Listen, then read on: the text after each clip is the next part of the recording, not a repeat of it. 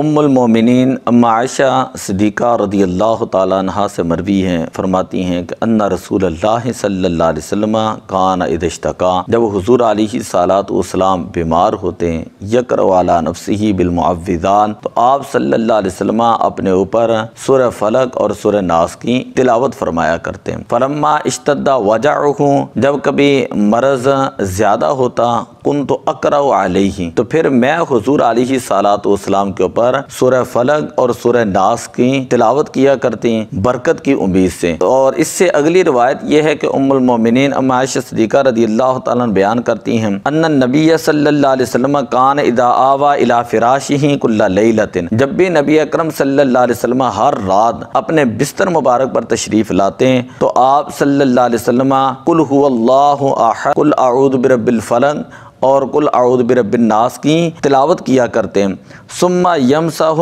بہما ما استطاع من جسدہ، اور ان کو اپنے ہتھیلیوں کے اوپر دم کرنے کے بعد آپ اپنے جسم مبارک کے اوپر